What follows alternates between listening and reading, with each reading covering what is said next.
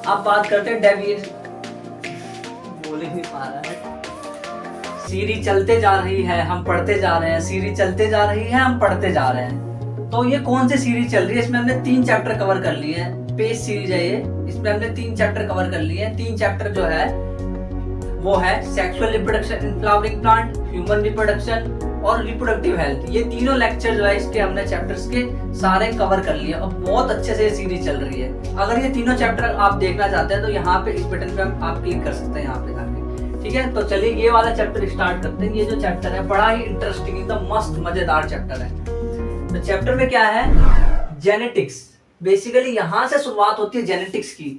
हमारा जो जेनेटिक्स वाला हिस्सा है इस चैप्टर में, वहां से शुरुआत होती है। तो जेनेटिक्स क्या है? जेनेटिक्स होता है deals with inheritance and variation. Genetics एक ब्रांच ऑफ साइंस है, बायोलॉजी की ब्रांच है ये, जिसमें कि हम डील करते हैं किससे? इनहेरिटेंस और वेरिएशंस को डील करते हैं।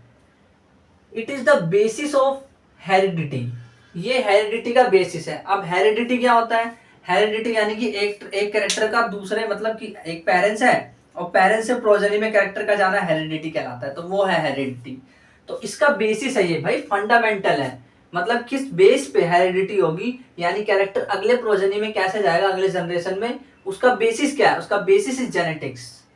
और वेरिएशंस क्या होता है? वेरिएशन यानी कि विविधता, यानी कि अलग क्या है इसमें, ये देखा जाए तो degree by which progeny differ from their parents. मतलब कि प्रोजेनी जो है अपने पेरेंट्स से कितना डिफर कर रही है, उसको हम कहते हैं वेरिएशन। और फिर अगर बात करें हम सर ग्रेगर जॉन मेंडल की, तो ग्रेगर जॉन मेंडल जो है उन्होंने हाइब्रिडाइजेशन एक्सपेरिमेंट करा था, गार्डन पी के ऊपर करा था उसने उन्होंने। और गार्डन पी का जो साइंटिफिक नेम है वो सबको पता है, पाइसम सेटाइवम होता है ना। और ये जो एक्सपेरिमेंट है ये इन्होंने 1856 से लेकर के 1863 तक किया था, जो कि लगभग 7 साल है। इन्होंने 7 साल तक एक्सपेरिमेंट किया था, देख रहे हो? मतलब एक बंदा 7 साल तक एक्सपेरिमेंट में लगा हुआ है, और हमारा तो 7 मिनट पढ़ने में हालत खराब हो जाती है ना। तो 7 साल तक एक्सपेरिमेंट कर रहे हैं ये, किसके लिए? लॉ ऑफ इनहेरिटेंस के लिए। इन्होंने लॉ ऑफ इनहेरिटेंस खोजा है। बेसिकली इन्होंने क्या करा है ना, 7 कैरेक्टर लिए और उस पे जा करके, और 14 ट्रू ब्रीडिंग, यानी कि 7 कैरेक्टर लिए और उस पे जा करके उन्होंने रिसर्च करा, उस पे जा करके उन्होंने एक्सपेरिमेंट करा। तो ये इन्होंने क्या लिया और कौन सा डोमिनेंट कैरेक्टर होता है, कौन सा रिसेसिव, ये आपको जरूर पता होना चाहिए। ठीक है, तो यहाँ पे जितने भी ग्रीन में मैंने लिख रखे हैं ये सब डोमिनेंट कैरेक्टर है, और ये जो रेड में लिखे हुए ये रेसेसिव कैरेक्टर है। अब ये डोमिनेंट और रेसेसिव क्या होता है आगे हम देखने वाले हैं। जब तक आप इतना समझिए कि मेंडल ने क्या क्या लिया, कौन कौन सा, मतलब उसने कैरेक्टर लिया उन्होंने।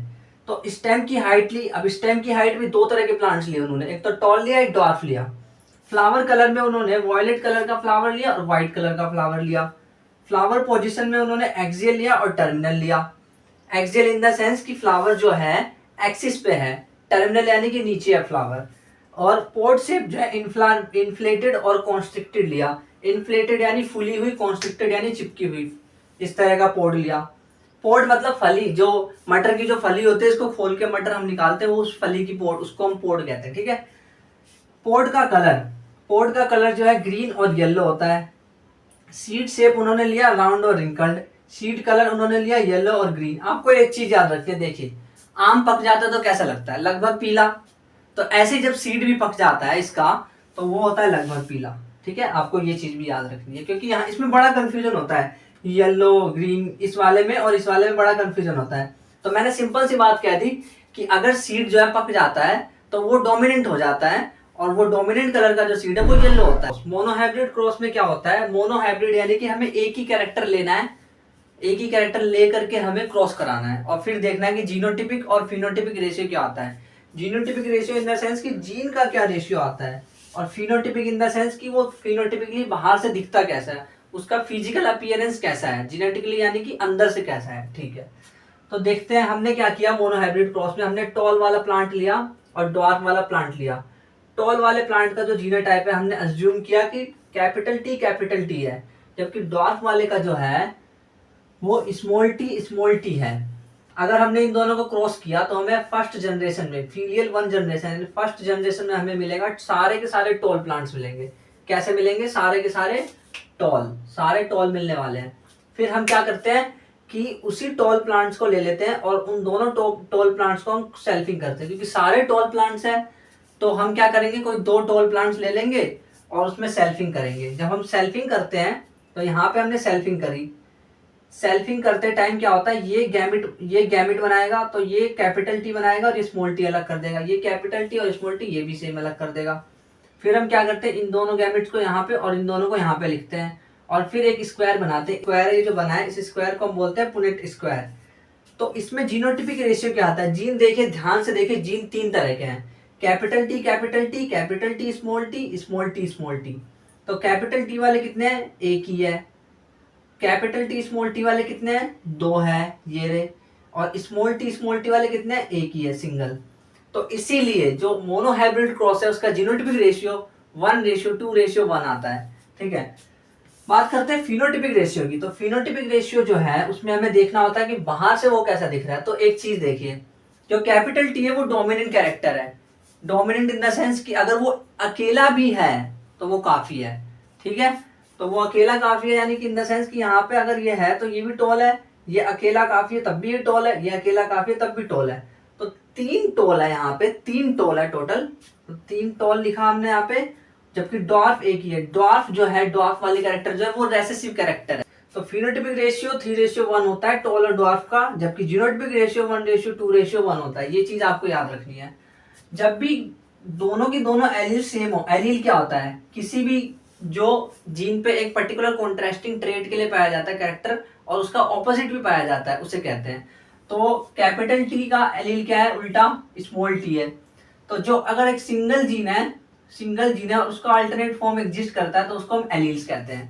ठीक है, टी जो है, सिर्फ टी अगर बात करें तो वो तो जीन है, स्मॉल टी जो है वो भी एक जीन है, बट क्योंकि कैपिटल टी का ऑपोजिट भी एग्जिस्ट करता है तो इसीलिए हम उसे एलील कहते हैं। तो ये है कैपिटल टी और स्मॉल टी, क्योंकि दोनों एक जैसा है, कैपिटल और यहाँ पे दोनों एक जैसा है, स्मॉल। इससे फर्क नहीं पड़ता कि स्मॉल है या कैपिटल, बस दोनों सेम होने चाहिए। जैसे दोनों यहाँ पे कैपिटल है तो होमोजाइगस, दोनों यहाँ पे स्मॉल है तो होमोजाइगस। बट अगर दोनों अलग हो कि कैपिटल और स्मॉल एक साथ आ जाए तो दैट इज द हेट्रोजाइगस, वो हेट्रोजाइगस कंडीशन होती है। बात करते हैं टेस्ट क्रॉस की। टेस्ट क्रॉस क्या होता है, बेसिकली टेस्ट क्रॉस नाम से पता चल रहा है। ऐसा भी हो सकता है ना कि F2 प्रोजनी में हमें ये पता ही नहीं है कि भाई जो F2 प्रोजनी जो है वो जो टोल है वो कैपिटल टी है या कैपिटल टी स्मॉल टी है। जब हमें नहीं पता तो क्या करेंगे, हम एक काम करेंगे, वहां पे हम करेंगे टेस्ट क्रॉस। हम क्या करेंगे, इस टेस्ट क्रॉस में से हमें अभी पता नहीं ना क्या है ये, यानी कि हमें ये चीज जो है नहीं पता है, अभी ये चीज नहीं पता है। हमें पता नहीं है कि वो जो टॉल प्लांट्स है वो कैपिटल टी है या कैपिटल टी स्मॉल टी है, नहीं पता। तो हम क्या करेंगे, जो भी प्लांट्स है उसको हम क्रॉस कराएंगे रेसेसिव से, यानी कि स्मॉल टी वाले डॉर्फ से। देन मैंने जब उसको क्रॉस कराया, अगर मुझे सारे टॉल मिले और सब में कैपिटल टी स्मॉल टी है, मतलब सारे टॉल, अब मुझे ये भी नहीं पता कि कैपिटल टी स्मॉल टी है किस क्या है, मुझे तो सारे टॉल मिल गए। जब मुझे सारे टॉल मिल गए तो मैं बोल दूंगा कि जो मेरा जो जीनोटाइप था वो कैपिटल टी था। इस तरह से मैंने पता लगाया। ठीक है, समझ आ रहा है ना आपको एकदम अच्छे से। ठीक है, तो अब जो है अगर मुझे पता ही नहीं कि उसका कैपिटल टी स्मॉल टी है तो मैं क्या करूंगा, उसको क्रॉस कराऊंगा। अगर मैं इसको क्रॉस किसी अननोन प्लांट्स को अगर मैं क्रॉस कराऊं, ये नहीं पता ना मेरे को, ये तो अभी अगर मुझे ये नहीं पता है, नहीं पता वाले प्लांट को अगर मैं स्मॉल टी से क्रॉस कराऊंगा और अगर मेरे पास 1:1 टॉल और डॉर्फ का आया, यानी 50-50% लगभग जितना टॉल बना है जितना टॉल बना है उतना ही डॉर्फ बनेगा। तो मान लीजिए कि 50-50% है और हम क्या करेंगे, वहां पे बोलेंगे कि जो इसका जो जीनोटाइप जो हमारा निकला है वो कैपिटल टी स्मॉल टी है, जो कि टॉल वाले का। ठीक है, देन उसके बाद बैक क्रॉस की बात करते हैं। बैक क्रॉस क्या होता है, जो F1 प्लांट होता है, F1 प्लांट क्या होता है, F1 प्लांट ये होता है कैपिटल टी स्मॉल टी, उसको हम क्रॉस करेंगे बेसिकली या तो रेसेसिव पेरेंट से, जैसा कि यहाँ करा है स्मॉल टी, या डोमिनेंट पेरेंट से, जैसा कि यहाँ करा है कैपिटल टी। तो इसको हम क्रॉस करके देखेंगे। तो जब हम क्रॉस करेंगे तो उसके बाद रिजल्ट जो भी फॉर्म होगा, जो भी हमने क्रॉस किया इस तरीके से, उसको हम कहेंगे बैक क्रॉस। बैक क्रॉस क्यों कहते हैं पता है, क्योंकि आप क्या कर रहे हो ना, जो कैपिटल टी स्मॉल टी यानी इससे आप क्या कर रहे हो, पेरेंट जो पीछे था, जो पीछे यानी बैक में जो था उसको क्रॉस करा रहे हो, ऐसे करके इन दोनों को क्रॉस करा रहे हो आप, इसीलिए बैक क्रॉस। आप बैक जा रहे हो ना, इसलिए बैक क्रॉस। यहाँ भी आप बैक जा रहे हो इसलिए बैक क्रॉस, क्योंकि आप ऑफस्प्रिंग से पेरेंट पे जा रहे हो इसीलिए बैक क्रॉस। बात करते हैं लॉस की। लॉस क्या है? Based on the observation of monohybrid cross. ये किस किस क्रॉस पे बेस्ड है ये भी आपको पता होना चाहिए। मोनोहाइब्रिड क्रॉस पे बेस्ड है ये लॉ। कौन से दो लॉ है, दो रूल कौन से हैं? एक तो है लॉ ऑफ डोमिनेंस और एक है लॉ ऑफ सेग्रीगेशन। दोनों लॉस को ध्यान से समझना क्योंकि एग्जाम में पूछा जाता है, डेफिनेशंस वगैरह इसकी पूछी जाती है। तो लॉ ऑफ डोमिनेंस में क्या लिखा है? फैक्टर जो है वो कैरेक्टर्स को कंट्रोल करते हैं। क्योंकि पुराने टाइम में ये नहीं पता था ना कि जीन कहते हैं उसको फैक्टर समझते थे लोग। फैक्टर इन द सेंस कारक, कि किसी कॉज के लिए जिम्मेदार है, वो फैक्टर कहते थे उसको, ठीक है। और ये जो होते हैं ये हमेशा पेयर्स में होते हैं। अगर ये डिसिमिलर होंगे ना तो उसमें एक डोमिनेंट होगा और एक रेसेसिव होगा। फैक्टर्स अगर डिसिमिलर होंगे तो एक डोमिनेंट होगा और एक रेसेसिव होगा। और only one of the parental character in monohybrid cross in F1। F1 में जो है एक ही कैरेक्टर दिखेगा और वो जो कैरेक्टर होगा वो डोमिनेंट कैरेक्टर होने वाला है, ठीक। और अब बात करते हैं लॉ ऑफ सेग्रीगेशन की। तो लॉ ऑफ सेग्रीगेशन को हम law of purity of gametes भी कहते हैं। प्योरिटी ऑफ गैमेट्स क्यों? क्योंकि जो गैमेट्स हैं मिक्स नहीं हो रहे ना, इसलिए। क्योंकि आपने देखा होगा जब उसमें टीटी था, देखिए टीटी जब हमने देखा था कैपिटल टी और स्मॉल टी था तो गैमेट जो है वो अलग हो गए थे, कैपिटल टी अलग और स्मॉल टी अलग हो गया था। तो क्या गैमेट इसमें इम्प्योर है? इम्प्योर इन द सेंस की मिक्स है? नहीं, तो कोई मिक्सिंग नहीं है, यानी प्योर है गैमेट, अलग अलग हो जा रहे हैं। Splitting hybrid in the sense कि ये स्प्लिट हो गए ना, इसलिए इसका नाम स्प्लिटिंग हाइब्रिड भी। मतलब इस लॉस के तीन नाम है, देखिए। लॉ ऑफ सेग्रीगेशन नाम तो है ही, अगला नाम है law of purity of gametes, तीसरा नाम है लॉ ऑफ स्प्लिटिंग हाइब्रिड, ये नाम है। अब इस लॉस का मतलब क्या, ध्यान से सुनना। एलील्स जो है कभी भी ब्लेंडिंग शो नहीं करते। Blending in the sense mix नहीं होता है। ऐसा नहीं कि मिक्स एलील चला जाएगा ना, ऐसा कभी नहीं होता। अगर कंडीशन थोड़ी सी अलग है तो मेंडल से हटके है तो अलग बात है, यानी डेविएशन फ्रॉम मेंडलिज्म है तो अलग बात है, ठीक है। डेविएशन फ्रॉम मेंडलिज्म क्या होता है आगे बात करेंगे। Alleles do not show any blending and both characters recovered in F2। और दोनों कैरेक्टर जो है, जो दोनों कैरेक्टर जैसे टॉल और डॉर्फ कैरेक्टर था, तो पहले जो F1 जनरेशन था उसमें तो हमें टॉल वाला दिख रहा था, लेकिन जब F2 में हम गए तो दोनों कैरेक्टर दिख गए। दोनों कैरेक्टर कहाँ दिख गए? F2 में, ठीक है। अब उसके बाद लिखा है alleles of a pair segregate from each other. Alleles of a pair, ये जो पेयर है, पेयर ऑफ एलील है ना, ये टी और टी है, इस कैपिटल और स्मॉल है, तो एलील मतलब क्या? ऑपोजिट। तो इसके जो पेयर ऑफ एलील है वो सेग्रीगेट होगा एक दूसरे से such that gamete receives only one of two factor. Gamete जो है टू में से सिर्फ one of the factor receive करेगा, बस। अब बात करते हैं डेविएशन ऑफ मेंडलिज्म के बारे में। मतलब क्या? इसका मतलब ये होता है कि मेंडल का वो वाला हिस्सा, मतलब वो वाला पार्ट जहां पे ये रूल फॉलो नहीं हो रहे, मेंडल्स के रूल फॉलो नहीं हो रहे वहां पे, देखिए कमाल की, मतलब ये बहुत ही मस्त कंडीशन है, देखना ध्यान से।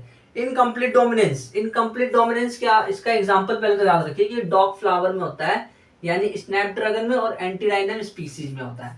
एग्जाम्पल याद कर लिया? एग्जाम्पल याद कर लो पहले तो। अब ये कैसे होता है ध्यान से देखना।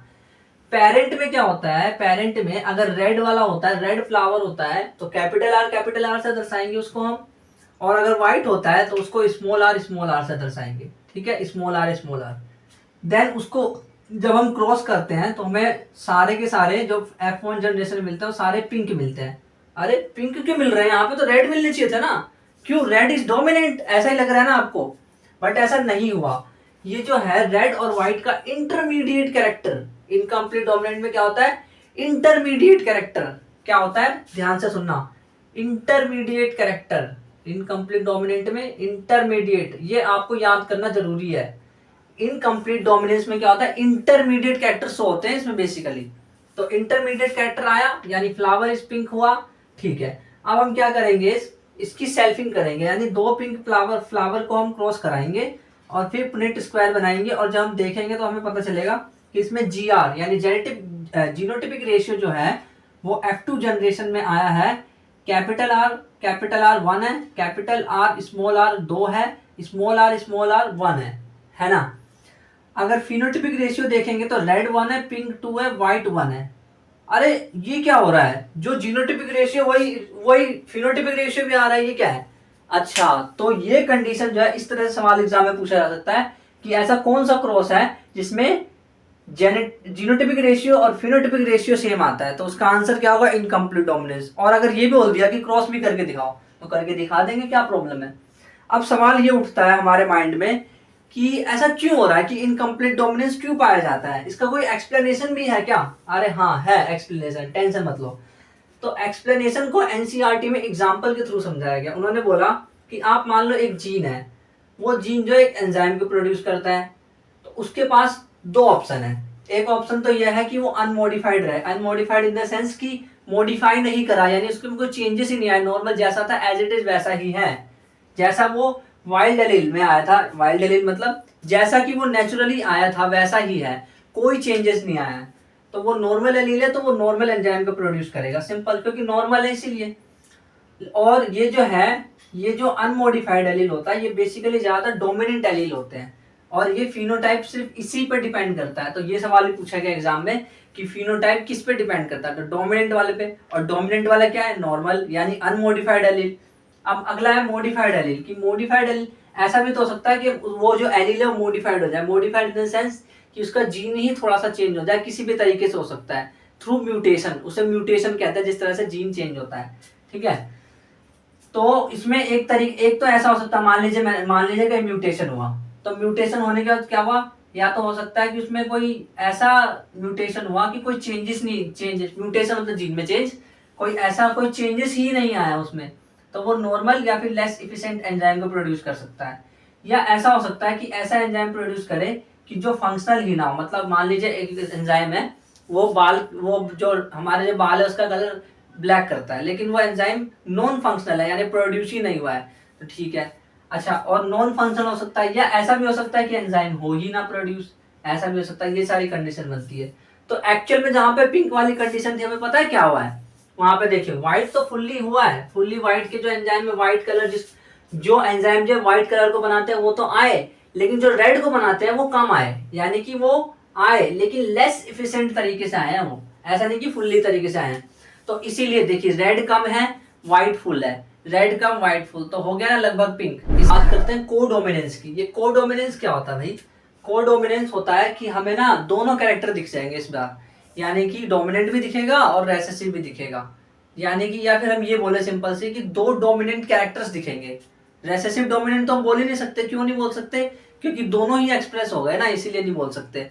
तो दो डोमिनेंट कैरेक्टर एक्सप्रेस करेंगे एक साथ, उसे बोलेंगे हम कोडोमिनेंस। एग्जांपल बहुत बेस्ट एग्जांपल है इसका, एग्जांपल है ABO blood grouping in human. हम ह्यूमंस के अंदर एबीओ ब्लड ग्रुपिंग की बात कर रहे हैं, ठीक है। तो देखिए इसमें होता क्या है कि जीन आई जो है वो कंट्रोल करता है कि ब्लड जो है वो उसका ग्रुप कैसा होगा। तो उसमें 3 एलील्स होते हैं, आई ए, आई बी और आई, छोटा वाला आई, जिसको आई ओ भी बोलते हैं। तो इसमें क्या होता है कि आई ए और आई बी दोनों ही डोमिनेंट है, देखना दोनों ही डोमिनेंट है, तो दोनों कभी ना कभी एक साथ एक्सप्रेस करके ना कोडोमिनेंस करेंगे, देखना।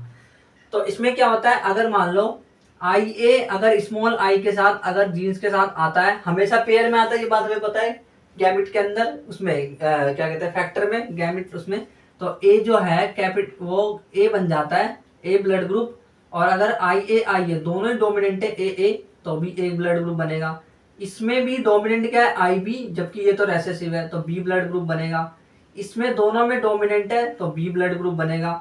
इसमें दोनों ही डोमिनेंट है, तो ये कंडीशन है कोडोमिनेंस की, ये आपको याद रखनी है, कोडोमिनेंस वाली कंडीशन।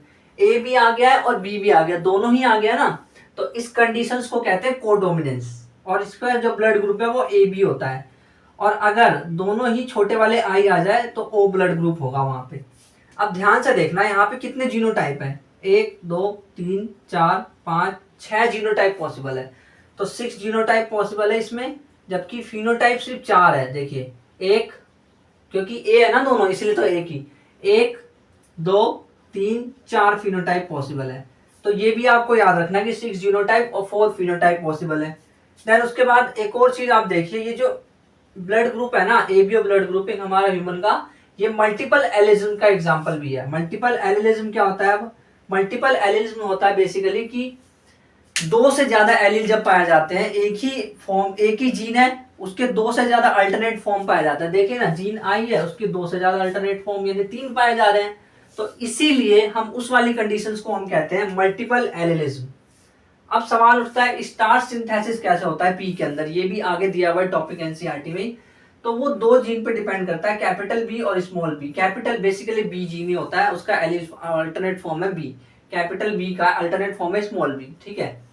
तो कैपिटल बी जो है ना जीन, वो स्टार्च सिंथेसिस के लिए इनकम्प्लीट डोमिनेंट है। ये बात आपको याद रखनी है एकदम, इसको आप शॉर्टकट में लिख लो अच्छे से, आपको याद होना चाहिए कि स्टार्च के सिंथेसिस के लिए जो कैपिटल बी वो इनकम्प्लीट डोमिनेंट है। इसका मतलब क्या, अगर एक कैपिटल बी आया और एक और कैपिटल बी आया, दो कैपिटल बी हो गए, दो कैपिटल बी होगा तो इंटरमीडिएट साइज और इंटरमीडिएट साइज दोनों मिला के क्या हो गया, बिग साइज हो गया, है ना, क्योंकि वो भी इंटरमीडिएट दे रहा है, वो भी इंटरमीडिएट दे रहा है, तो बिग साइज हो गया। तो इस तरह से हमें देखना है। और सीड शेप जो है कैपिटल बी सीड शेप के लिए डोमिनेंट होता है बेसिकली। तो अगर किसी एक, मान लीजिए कोई एक कैरेक्टर है और उसका जो वो जीनोटाइप है वो है कैपिटल बी स्मॉल बी, देखिए तो इसमें एक ही बी है, कैपिटल बी वाला एक ही है, तो जो साइज है वो इंटरमीडिएट होने वाला है, यानी कि वो बड़ा नहीं होगा, वो छोटा भी नहीं होगा, वो होगा इंटरमीडिएट साइज का, ठीक है।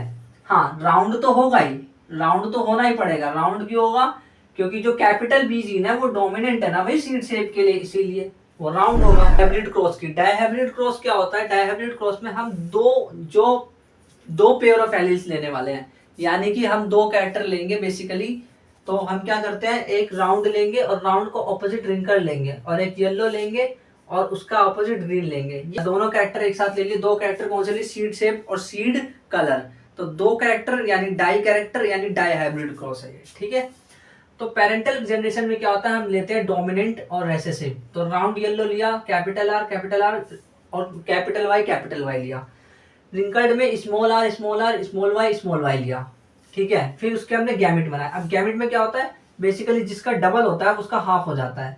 तो ये कैपिटल आर और कैपिटल वाई हो गया, ये गैमिट है, और इसका स्मॉल आर और स्मॉल वाई गैमिट है, ठीक है। देन उसके बाद हमने जब इसको क्रॉस किया तो हमें सारे के सारे ऐसे मिले, capital R capital Y small Y मिले, यानी कि राउंड येलो मिले, क्योंकि डोमिनेंट कैरेक्टर है ना, ये भी राउंड, ये डोमिनेंट है और येलो भी डोमिनेंट है इसीलिए।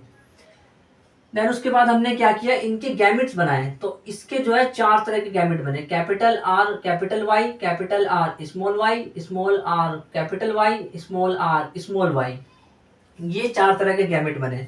चार तरह के गैमिट इधर है, यही मेल में होंगे और यही सेम फीमेल में भी होंगे। फिर हमने इसका पनेट स्क्वायर बनाया, कैपिटल आर और कैपिटल वाई और कैपिटल आर कैपिटल वाई, यानी जो ये चीज है वो यहाँ पे लिख दी। यहाँ पे क्या लिखा, ये और इसका, यहाँ पे क्या लिखा, ये और इसका, ये और इसका, फिर इसके बाद यहाँ पे क्या लिखा, ये और इसका, यहाँ पे ये और इसका, यहाँ पे ये और इसका, यहाँ पे हमने ये और इसका लिखा, यहाँ पे हमने इसका और इसका लिखा, यहाँ पे हमने इसका और इसका लिखा, यहाँ पे हमने इसका और इसका, यहाँ पे हमने इसका और इसका लिखा, यहाँ पे इसका और इसका, और फिर यहाँ पे ये और ये लिखा, फिर यहाँ पे ये और ये, यहाँ पे लास्ट में ये और ये बच गया, ये लिख दिया हमने, ठीक है। तो अब ध्यान से इस क्रॉस में मेरे साथ देखिएगा, ध्यान से देखना, ये भी होमोजाइगस है, ये भी होमोजाइगस है, ये भी होमोजाइगस है, ये भी होमोजाइगस है। तो जो ऐसे करके जा रहा है ये सारे के सारे होमोजाइगस है ना, ठीक है। अब हेट्रोजाइगस कंडीशन देखते कहाँ है। हेट्रोजाइगस ये है, ये है, ये है, ये है, ये सारी की सारी कंडीशन जो है, ये जो ऐसे में जा रही है, ये हेट्रोजाइगस कंडीशन है, ठीक है। तो अब ध्यान से देखिएगा मेरे साथ, फिनोटिपिक रेशियो क्या आने वाला है। फिनोटिपिक रेशियो मतलब राउंड येलो कौन कौन से हैं। राउंड येलो की बात करें, राउंड येलो यानी कि कैपिटल आर, यानी आर का एक कैरेक्टर होना चाहिए और येलो का एक कैरेक्टर होना चाहिए, ठीक है, तभी जाके राउंड येलो बनेगा। तो राउंड येलो को ढूंढते हैं, आइए मेरे साथ राउंड येलो को ढूंढना। राउंड येलो, ये राउंड है और येलो है, हाँ एक हो गए। ये राउंड है क्योंकि कैपिटल आर और ये कैपिटल वाई, हाँ ये येलो भी है, ठीक है, राउंड येलो। ये भी राउंड येलो है, ये भी राउंड येलो है, ये राउंड है और ये येलो भी है, हाँ ये राउंड है कैपिटल आर, और पर येलो तो नहीं है क्योंकि स्मॉल है दोनों वाई, इसीलिए कैपिटल आर स्मॉल आर, ये राउंड तो है पर येलो, हाँ येलो भी है, ठीक है। ये राउंड तो है पर येलो नहीं है क्योंकि छोटे छोटे वाई है ना, इसीलिए। ये राउंड तो है और येलो भी है, हाँ ठीक है। ये राउंड भी है और येलो भी है, हाँ ठीक है। ये राउंड नहीं है, ये तो रिंकल्ड है क्योंकि स्मॉल आर है इसलिए रिंकल्ड है, ठीक है, तो ये भी नहीं लेंगे। ये भी रिंकल्ड है क्योंकि स्मॉल आर है, ये भी रिंकल्ड, ये भी रिंकल्ड। अच्छा ये राउंड है पर ये स्मॉल वाई दे रखे हैं, यानी कि ये दूसरे तरीके के हैं, ठीक है, तो ये भी नहीं है। ये राउंड है और ये येलो भी है, ठीक है। तो कितने में राउंड येलो, 1 2 3 4 5 6 7 8 9 हुए राउंड येलो, ठीक है। पता चल गया किस तरह से गिना है वो ध्यान देना। और ये इसके बाद आप इस रेशियो को याद कर लेना, ठीक। अब बात करते हैं राउंड ग्रीन की।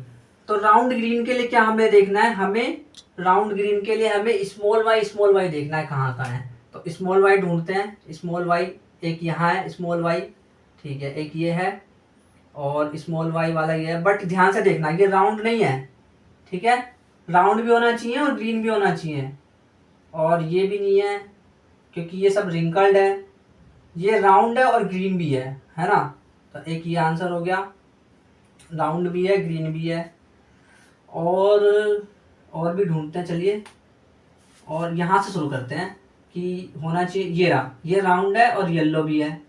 हाँ, क्योंकि राउंड कैपिटल आर राउंड हो गया और स्मॉल वाई येलो हो गया। तो राउंड सॉरी ग्रीन हो गया, सॉरी येलो कह रहा हूँ मैं, ग्रीन हो गया।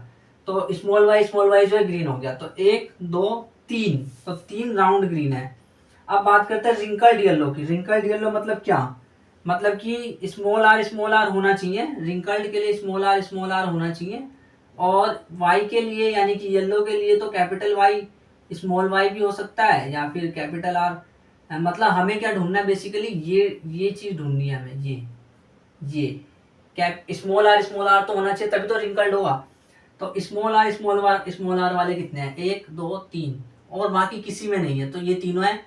क्या हमें ये भी तो देखना है कि ये येलो है कि नहीं। तो ये भी येलो है, हाँ ये येलो है, और ये भी येलो है, और ये भी येलो है। तो 1 2 3, तो 3 हो गए रिंकल्ड येलो वाले।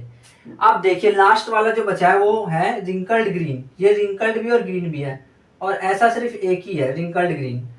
तो ये हो गया इसका आंसर, रिंकल्ड ग्रीन का एक ही है। अब बात करते हैं जीनोटिपिक रेशियो क्या आएगा, ये समझ नहीं आता क्योंकि बुक्स में भी नहीं दे रखा है जीनोटिपिक रेशियो। तो देखिए जीनोटिपिक रेशियो क्या आता है, उसकी ट्रिक देखिए ध्यान से।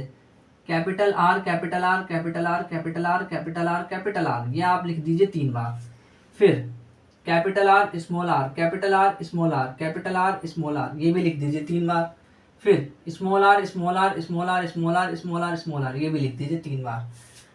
अब आपको क्या करना है, इसके यहाँ पे लिखना है capital Y small Y small Y, ठीक है। यही पैटर्न इसमें भी दोहराना है, capital Y small Y small Y small Y. अब यही पैटर्न इसमें भी दोहराना है, capital Y small Y small Y small Y, ठीक है।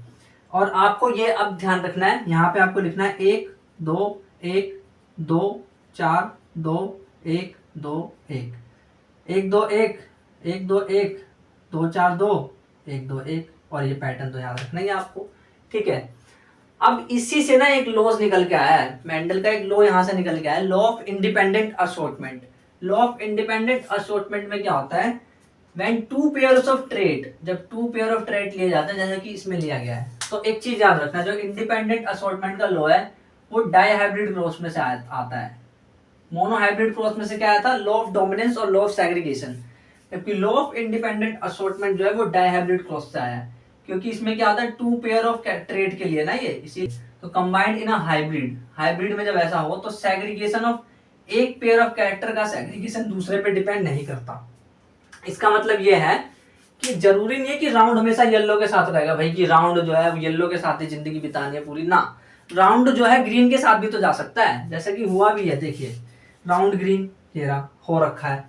अच्छा, और ये भी कंपल्सरी नहीं है कि रिंकल्ड जो हमेशा ग्रीन के साथ रहेगा, रिंकल्ड येलो के साथ भी तो जा सकता है, जैसा कि यहाँ हो रखा है रिंकल्ड येलो, सिंपल। तो यही यहाँ पे कहना चाह रहे हैं कि 1 पेयर ऑफ, इसका मतलब ये नहीं कि वो जो एक पेयर ऑफ कैरेक्टर है वो दूसरे वाले पेयर पे डिपेंड होगा, जरूरी नहीं है ऐसा। तो वो उसके इंडिपेंडेंट है, इंडिपेंडेंटली असोर्ट करता है, यानी इंडिपेंडेंटली आगे बढ़ता है वो। अब बात करते हैं क्रोमोसोमल थ्योरी ऑफ इनहेरिटेंस की। क्रोमोसोमल थ्योरी ऑफ इनहेरिटेंस होता है कि जो इनहेरिटेंस है उसकी क्रोमोसोम के बेसिस पे थ्योरी क्या बनती है, उसे हम कहते हैं क्रोमोसोमल थ्योरी। जीन के बेसिस पे हमने देख लिया ना, अब क्रोमोसोम के बेसिस पे देखेंगे, उसे कहेंगे। तो इसका प्रूफ किसने दिया था भाई, वेरीफाई किसने करा था, इसको वेरीफाई करा था टीएच मॉर्गन, यानी थॉमस हंट मॉर्गन ने। टाइनी फ्रूट फ्लाई पे उन्होंने एक्सपेरिमेंट किया था, इसका नाम याद रखना, ड्रोसोफिला मेलानोगास्टर, ठीक। अब बात करते हैं लिंकेज और रिकॉम्बिनेशन की। लिंकेज क्या होता है, जुड़ना, और रिकॉम्बिनेशन क्या होता है, टूटना। एक तरह से मान लीजिए आप ऐसा समझ सकते हैं, लिंकेज यानी जुड़ना, रिकॉम्बिनेशन यानी टूटना, रिकम्बाइन करना ना एक तरह से, यानी टूटेगा तभी तो जुड़ेगा, सिंपल सी बात है।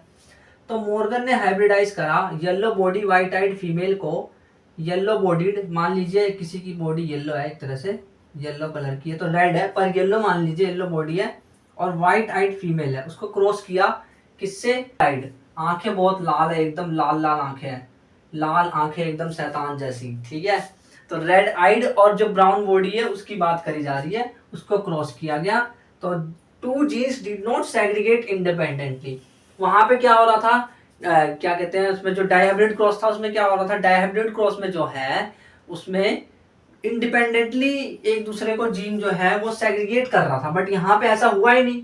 मतलब कहीं ऐसा तो नहीं कि जो लॉ ऑफ इंडिपेंडेंट असॉर्टमेंट है उसका जो एक्सेप्शन है वो लिंकेज और रिकॉम्बिनेशन है। हाँ एकदम सही सोचा, तो यही इसका एक्सेप्शन है, रिकॉम्बिनेशन और लिंकेज इसका एक्सेप्शन है। क्योंकि क्या देखिए, डिड नॉट सेग्रीगेट इंडिपेंडेंटली, ये सेग्रीगेट ही नहीं हो रहे इंडिपेंडेंटली। अच्छा, इसी फिजिकल एसोसिएशन को, मतलब कि इंडिपेंडेंटली सेग्रीगेट ना होने को, फॉर एग्जांपल मान लीजिए कि अगर कोई जीन है, एक जीन यहाँ है एक जीन यहाँ है, लेकिन वो सेग्रीगेट हो ही नहीं रहा है, वो सेग्रीगेट हो ही नहीं रहा, वो अलग ही नहीं हो रहा, वो अगले भी जनरेशन में जा रहा है ना, तो वो दोनों एक साथ ही जा रहे हैं पेयर में, तो वो लिंक है, यानी कि लिंक यानी जुड़े हुए हैं आपस में। तो इसका जो लिंकिंग है, ये लिंक है, ये फिजिकल एसोसिएशन है, यानी कि एसोसिएशन इन द सेंस कि जुड़ा हुआ है फिजिकली। इस फिजिकल एसोसिएशन को हम कहते हैं लिंकेज। जबकि अगर मान लीजिए कुछ ऐसा हुआ कि ये कॉम्बिनेशन टूट गया, तो ये अलग जीन बना और ये अलग जीन बना, तो ये अलग अलग हो गए, तो फिर वो रिकॉम्बिनेशन है। क्यों? क्योंकि वो जो एसोसिएशन है, जो कॉम्बिनेशन है, वो नया बना है ना, वो नॉन पेरेंटल है। नॉन पेरेंटल यानी कि पेरेंटल जैसा नहीं है, पेरेंट जैसा नहीं है, तो वो है रिकॉम्बिनेशन। इस रिकॉम्बिनेशन की बात करी हमने, ठीक है। अब बात करते हैं इनके स्टूडेंट की। इनके जो स्टूडेंट थे अल्फ्रेड स्टूटेवॉन्ट, उन्होंने क्या करा कि उन्होंने देखा कि frequency of recombination between gene pair, मतलब कि क्या फ्रीक्वेंसी है रिकॉम्बिनेशन होने की, कि जीन टूटेगा कि नहीं टूटेगा। जितना ज्यादा दूर होगा ना उसका उतना टूटने का चांस ज्यादा होगा, जितना पास पास होगा ना उसका टूटने का चांस उतना कम होगा। तो इसी के बेस पे, इसी थ्योरी के बेस पे इन्होंने जीन मैपिंग करना शुरू कर दिया, कि जीन की मैपिंग करना, कि कौन से जीन कहाँ पे होते हैं। इस तरह से इन्होंने जीन की मैपिंग करना शुरू कर दिया। अब बात करते हैं दो ऑपोजिट टॉपिक की। वो ऑपोजिट टॉपिक क्या है, एक तो है पॉलीजेनिक इनहेरिटेंस और एक है पीलियोट्रोपी। नाम ध्यान से देखिए, पॉलीजेनिक, पॉली यानी बहुत सारे, जेनिक यानी जीन, बहुत सारे जीन, यानी कि इसमें ये होगा जीन बहुत सारे होंगे लेकिन कैरेक्टर एक ही होगा। बहुत सारे जीन जो है मिलकर के एक कैरेक्टर को इन्फ्लुएंस करेंगे, ठीक है, ऐसा होने वाला है इसमें। जबकि पीलियोट्रोपी में इसका जस्ट ऑपोजिट होने वाला है। वो ऑपोजिट क्या है, ऑपोजिट ये है कि इसमें जो है, इसमें क्या था, बहुत सारे जीन थे, इसमें क्या होने वाला है, सिंगल जीन होगा और कैरेक्टर बहुत सारे होंगे, यानी एक ही जीन होगा पर वो बहुत सारे कैरेक्टर को इन्फ्लुएंस करेगा, ठीक है। तो पॉलीजेनिक इनहेरिटेंस की बात करते हैं, इसमें है स्प्रेड अक्रॉस ग्रेडियंट, यानी कि जो ये ट्रेट होते हैं अक्रॉस द ग्रेडियंट स्प्रेड होते हैं। यानी कि ऐसा नहीं है कि एक ही तरह की चीज पाई जाएगी, नहीं, यानी कि ऐसा ह्यूमन की अगर बात कर ले हम, तो ऐसा तो नहीं है कि इंसान लंबा या फिर छोटा पाया जाता है, मीडियम भी तो पाया जाता है, अलग अलग लेवल पे भी तो इंसान अलग अलग हाइट पे पाया जाता है। तो वो ग्रेडियंट अक्रॉस फैला हुआ है। अक्रॉस ग्रेडियंट यानी इन द सेंस कि थोड़े थोड़े करके ज्यादा हाइट या कम हाइट फैले हुए, ऐसा नहीं कि पूरे के पूरे हैं, ठीक है। ये हो गया। ऐसे ही सेम स्किन कलर में भी है। क्या ऐसा हो सकता है? ऐसा है। ऐसा आपने अपने आसपास कोई इंसान को देखा जो एकदम ही या तो काला है, काले भूत जैसा है, या फिर एकदम ही गोरा जिसके लाइट जल रही हो चेहरे पे, ऐसा है नहीं। उसके ग्रेडियंट भी तो देखे हमने, यानी कि उसके मीडियम वाले भी देखे, सावले, थोड़े गेहुआ कलर के, या थोड़े से और काले, फिर और काले, या फिर गोरे, थोड़े और गोरे, ऐसे भी अलग अलग तरह के तो देखे हमने, ठीक है। तो ग्रेडियंट अक्रॉस फैला हुआ है। तो ह्यूमन स्किन कलर में क्या होता है, तीन तरह के जीन होते हैं, ए बी सी, और इन तीनों के ऑल्टरनेट फॉर्म होते हैं। अगर तीनों ही जीन कैपिटल कैपिटल होंगे तो डोमिनेंट होगा, और जो बंदा है, जो इंसान है, वो ह्यूमन बीइंग, वो डार्केस्ट होने वाला है।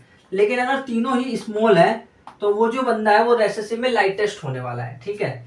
और अगर मान लीजिए कि कैपिटल ए स्मॉल है, यानी इंटरमीडिएट है, यानी एक कैपिटल एक स्मॉल, एक कैपिटल एक स्मॉल, एक कैपिटल एक स्मॉल है, तो उसका स्किन का कलर इंटरमीडिएट होने वाला है, जैसे कि हम सांवला भी बोलते हैं, वैसा कलर होने वाला है उसका, ठीक है।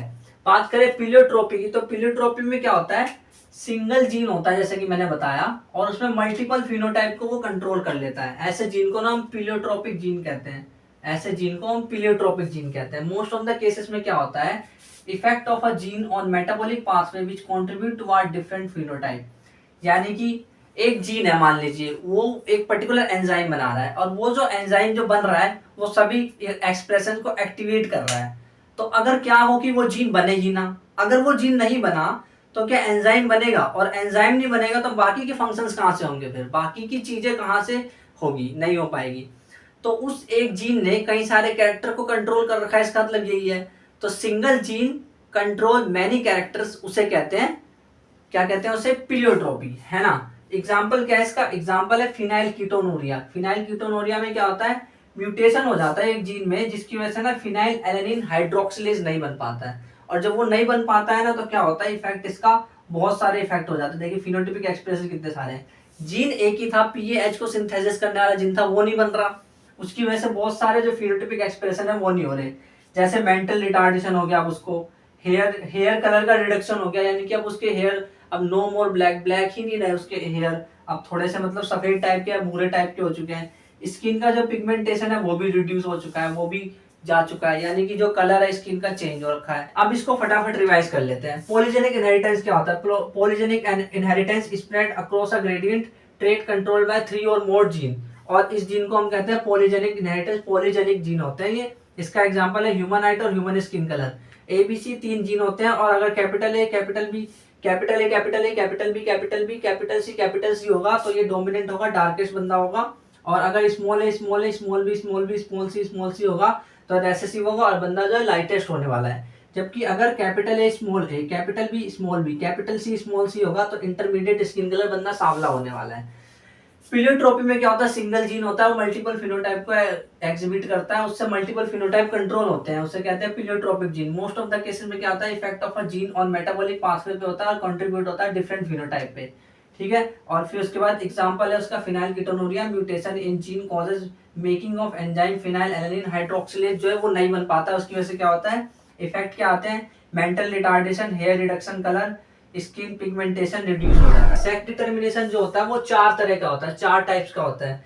एक होता है एक्सोटाइप। एक्सोटाइप में क्या होता है, एक्स एक्स अगर हो तो फीमेल होगी, लेकिन अगर सिर्फ एक्स है, ओ मतलब कुछ भी नहीं है, तो वो जो है मेल होगा। अगर, और ये जो होता है ये इंसेक्ट में होता है, मोस्ट ऑफ द इंसेक्ट में ऐसा ही होता है, यानी कि अगर एक ही ये जो स्पर्म है वो एक्स को कैरी करता है, फीमेल के पास तो एक्स होता ही है, तो अगर उसने एक्स दे दिया एक और तो वो फीमेल बन जाएगी। लेकिन अगर स्पर्म ने एक्स नहीं दिया, स्पर्म के पास एक्स है ही नहीं, स्पर्म ने उसको फर्टिलाइज ही नहीं करा, तो ये क्या होगा, स्पर्म उसके पास गया ही नहीं, तो ये जो है एक्स होगा वो मेल हो जाएगा। ऐसा इंसेक्ट में होता है, मोस्ट ऑफ द इंसेक्ट में ऐसा ही होता है, ग्रास ऑपर में ऐसा होता है।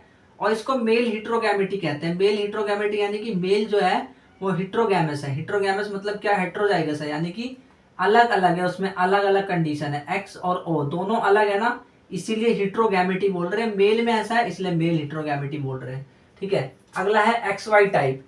एक्स वाई टाइप में क्या होता है, डबल एक्स कंडीशन हो तो फीमेल होगी, एक्स और वाई हो तो मेल होगी, जैसा कि हम सब में होता है, हमें पता है, ह्यूमंस यानी कि। और ऐसा कुछ इंसेक्ट्स में भी होता है और मैमल्स में भी होता है, ये चीज भी याद रखनी है। इसमें भी ध्यान से देखिए, मेल जो है हिट्रोगैमेटी है उसमें, तो मेल हिट्रोगैमेटी है ये। अगला है हैप्लोडिप्लॉइड टाइप। हैप्लोडिप्लॉइड टाइप में क्या होता है, अगर 2n कंडीशन हो 32 वाली तो मेल होगी, यानी कि फर्टिलाइजेशन अगर हो गया है तो फीमेल बनेगी।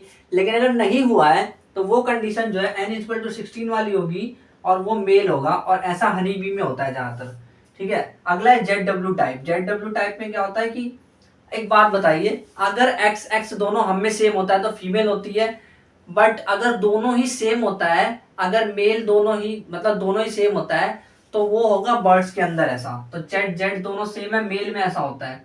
जबकि फीमेल में उल्टा होता है, फीमेल में हिट्रोगैमेटी होती है। फीमेल हिट्रोगैमेटी किसमें होती है, बर्ड्स में होती है, ये बात आपको याद रखनी है। तो ZW type of sex determination किसमें होता है, बर्ड्स में होता है।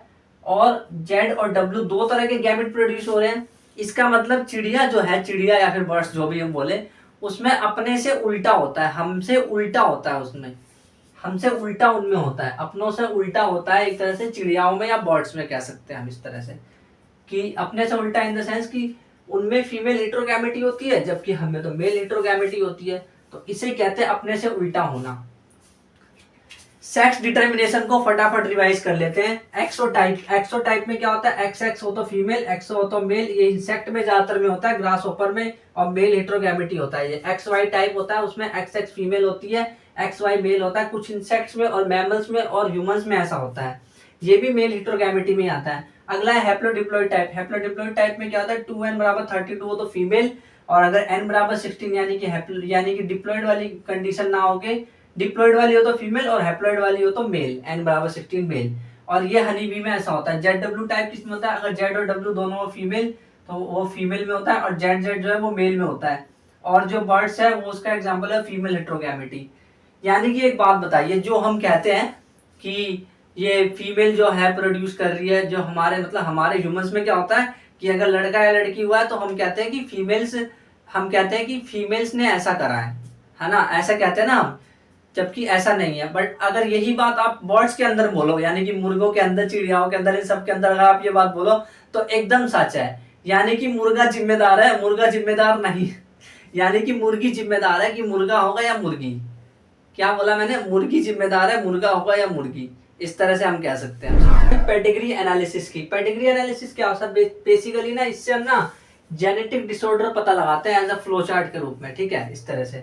तो हम एक चार्ट बना लेते हैं, डायग्रामेटिक रिप्रेजेंटेशन कर लेते हैं, इसमें क्या क्या कौन सा सिंबल है, इसका मतलब क्या होता है, आपको ये भी पता होना चाहिए। तो पहले इसको देख लेते हैं। तो पेडिग्री एनालिसिस में कौन से सिंबल्स का मतलब क्या होता है, अगर ऐसा वाला सिंबल है स्क्वायर तो इसे बोलेंगे मेल, ये है तो फीमेल। अगर ऐसा वाला सिंबल है जो कि साइड वाला स्क्वायर है, मतलब टेढ़ा स्क्वायर कर दिया तो ये सेक्स अनस्पेसिफाइड है।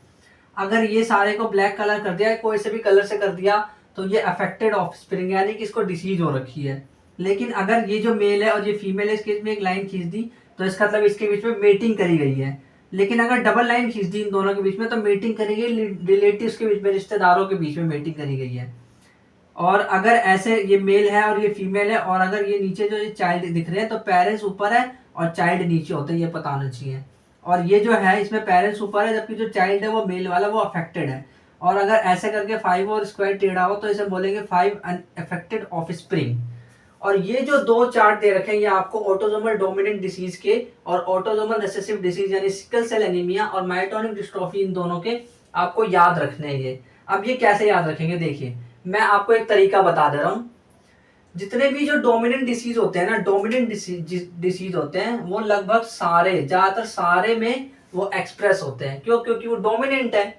तो देखिए ये फर्स्ट जनरेशन है, इसमें भी ये एक्सप्रेस है। ये सेकंड जनरेशन है, इसमें भी ये आया है। ये थर्ड जनरेशन है, ये वाली थर्ड जनरेशन है, अगर ये पूरी थर्ड जनरेशन है तो इसमें थर्ड जनरेशन में भी आया हुआ है ना। ये पूरी फर्स्ट जनरेशन है, ये पूरी सेकंड जनरेशन है, और ये थर्ड जनरेशन है। ये दोनों थर्ड जनरेशन है। तो सारे के सारे जनरेशन में ये वाला जो ट्रेट है ये आया हुआ है, यानी कि ये डोमिनेंट है। ऐसा वाला ट्रेट डोमिनेंट होता है। और चूंकि ये नहीं देख रहा है कि ये सेक्स नहीं देख रहा है, यानी कि ये नहीं देख रहा कि मैं लड़के को अफेक्ट करूं या लड़की को, इसको इससे कोई फर्क नहीं पड़ता। जितना लड़के को अफेक्ट कर रहा है उतना लड़की को भी कर रहा है, बराबर रूप से कर रहा है। तो इसीलिए ये ऑटोसोमल है और डोमिनेंट भी है। तो इसका एग्जाम्पल क्या है, मायोटोनिक डिस्ट्रोफी। अगला ऑटोसोमल रिसेसिव की बात करें तो रिसेसिव वो होता है जो कि किसी में एक्सप्रेस हो और किसी में ना हो। देखिए यहाँ पे ये जो यहाँ पे ये ट्रेट था कोई नहीं, यहाँ पे तो दिखाई नहीं रखा किसी में, बट यहाँ पे अचानक से ट्रेट कहाँ से आ गया, यानी कि ये ट्रेट छुपा हुआ था पर अब एक्सप्रेस हो रहा है, तो ये रेसेसिव था, यानी कि तो ये रेसेसिव हो गया। अच्छा, इसका सेक्स से भी कोई रिलेशन नहीं है, ऐसा नहीं कि सिर्फ मेल में हो रहा है या फीमेल में हो रहा है, दोनों में ही हो रहा है बराबर तरीके से। तो ये ऑटोसोमल है। एग्जाम्पल क्या है, सिकल सेल एनीमिया।